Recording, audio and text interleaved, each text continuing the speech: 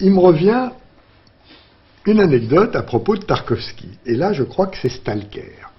Stalker, pareil, on était arrivé à se procurer une copie, mais les Russes étaient très très présents, les Soviétiques étaient très présents, et notamment, en l'occurrence, un délégué russe de Sovexportfilm, organisme chargé de la promotion du cinéma soviétique à travers le monde, qui était à Cannes, qui était dans la salle, et on avait annoncé un film surprise, parce que ce que j'ai oublié de vous dire, c'est que c'était toujours le vocable film surprise, ce qui à la fois permettait de taire le nom du film et donc de ne pas dénoncer à l'avance, parce qu'à ce moment-là, il y aurait une saisie par un huissier, et en même temps de faire comprendre à la presse que film surprise, il y avait quelque chose là. Et très vite, on a fait la référence film surprise, film politique interdit. Bien. On arrive à voir Stalker et on annonce un film surprise, tout le monde dans la salle, etc. On lance le film. Alors j'avais pris mes précautions, j'avais fait cadenasser la cabine, personne ne pouvait rentrer dans la salle de projection, ce qui fait que quand on a vu les premières images instantanément, Roudniev, il s'appelait Roudniev, le directeur de Sovexportfilm, mu par un ressort, se lève, il avait des chaussures bicolores, il faut toujours se méfier.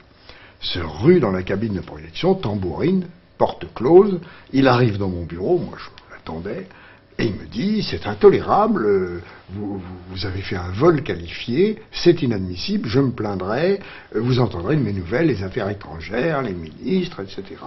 Mais je lui dis, mais je ne comprends pas, il y a sûrement un malentendu, écoutez, si vous voulez bien, je vous accompagne chez le président. Alors, oui, bien sûr, il faut arrêter ça. Nous partons chez le président, évidemment il n'était pas là, sa secrétaire nous dit, il est encore à l'hôtel, il était tôt le président le matin. Qui était Robert Favlebrey. Très bien. On prend la voiture, on va le plus doucement possible au Carlton, on arrive chez Favlebrey, coup de génie, il nous reçoit en robe de chambre, une superbe robe de chambre de soie, avec un long cordelière.